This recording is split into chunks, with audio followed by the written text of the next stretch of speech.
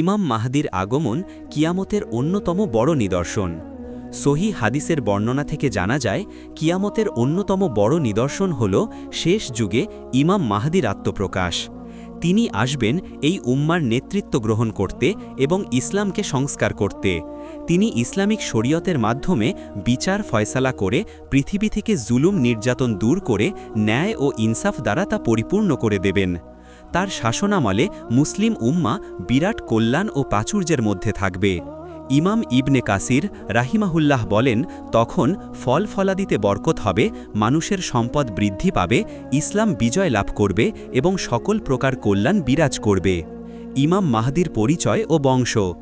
তার নাম হবে আমাদের নবী মোহাম্মদ সাল্লাল্লাহু আলাইহি ওয়াসাল্লামের নামের মতোই এবং তার পিতার নাম হবে আমাদের নবী মোহাম্মদ সাল্লাল্লাহু আলাইহি ওয়াসাল্লামের পিতার নামের মতোই। তিনি হবেন হাসান বিন আলী রাদিয়াল্লাহু আনহুর বংশ থেকে। ইবনে কাসির রাহিমাহুল্লাহ বলেন, তিনি হলেন মোহাম্মদ বিন আবদুল্লাহ আল ফাতেমি আল হাসানি। তার আগমনের স্থান। তিনি মদিনা মুনাওয়ারা থেকে পূর্বের কোনো একটি অঞ্চল থেকে প্রকাশিত হবেন।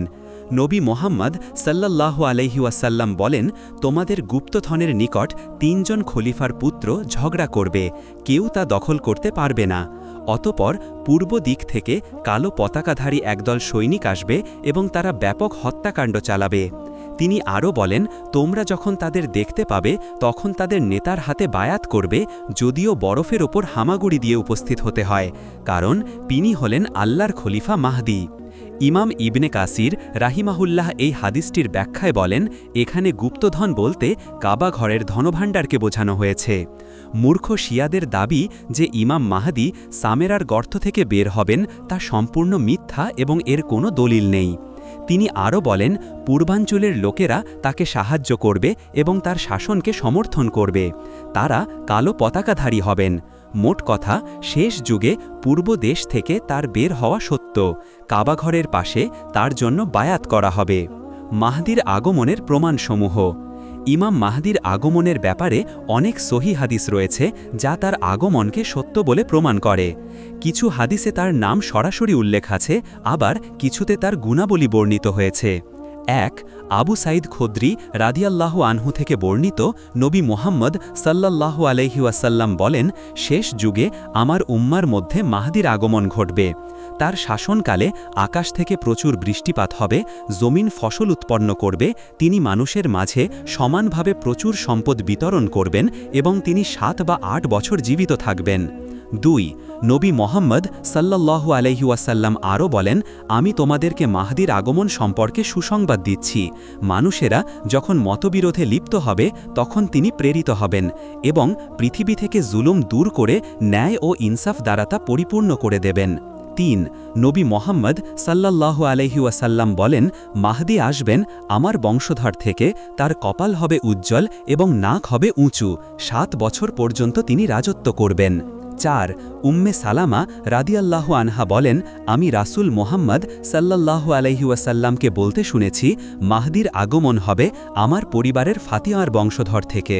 ৫ জাবের রাদিয়াল্লাহু আনহু বলেন, রাসূল মুহাম্মদ সাল্লাল্লাহু আলাইহি ওয়াসাল্লাম বলেছেন, ঈসা আলাইহিসসালাম যখন অবতরণ করবেন তখন মুসলমানদের আমির তাকে বলবেন, আসুন আমাদের নামাজের ইমামতি করুন। ঈসা আলাইহিসসালাম বলবেন, বরং তোমাদের আমির তোমাদের মধ্যেই হতে। এই উম্মার সম্মানের কারণেই তিনি এই মন্তব্য করবেন। ইবনুল কাইয়্যিম বলেন, এখানে সেই আমির হলেন মাহদি। ৬ বুখারী ও মুসলিম শরীফের হাদিস থেকে জানা যায়, ঈসা ইবনে মারিয়াম আলাইহিসসালাম যখন অবতরণ করবেন তখন তিনি মুসলমানদের জামাতে শরিক হয়ে তাদের ইমামের পিছনে নামাজ পড়বেন। এটিও ইমাম মাহদির অস্তিত্বের একটি বড় প্রমাণ। ৭ নবী মোহাম্মদ সাল্লাল্লাহু আলাইহি ওয়াসাল্লাম বলেন, ততদিন দুনিয়া ধ্বংস হবে না যতদিন না আমার পরিবারের একজন লোক আরবদের বাদশাহ হবেন। তার নাম হবে আমার নামে এবং তার পিতার নাম হবে আমার পিতার নামের অনুরূপ, অর্থাৎ তার নাম হবে মোহাম্মদ বিন আবদুল্লাহ। কাবার পাশে ভূমিধসের ঘটনা। উম্মে সালামা রাদিয়াল্লাহু আনহা থেকে বর্ণিত একটি হাদিসে বলা হয়েছে, নবী মুহাম্মদ সাল্লাল্লাহু আলাইহি ওয়াসাল্লাম বলেছেন, কাবা ঘরের পাশে একজন লোক আশ্রয় নেবে। তার বিরুদ্ধে সিরিয়া থেকে একদল সৈনিক প্রেরণ করা হবে। সৈন্যেরা যখন বাইদা নামক স্থানে পৌঁছবে তখন জমিন তাদেরকে গ্রাস করে ফেলবে।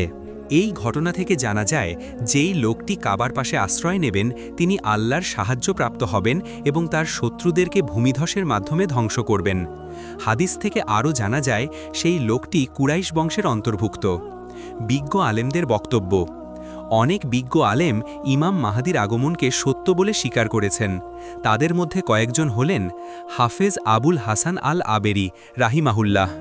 তিনি বলেন, মাহাদি সম্পর্কিত হাদিসগুলো মুতাওয়াতির সূত্রে বর্ণিত হয়েছে।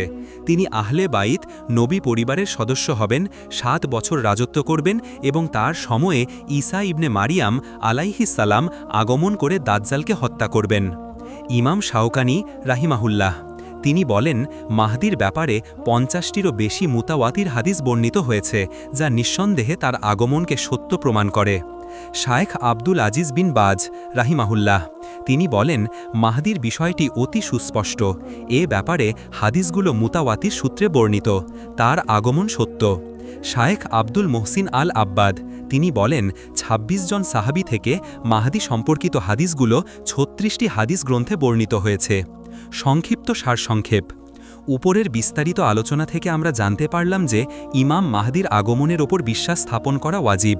তিনি শেষ যুগে এই উম্মার মধ্যে আগমন করবেন।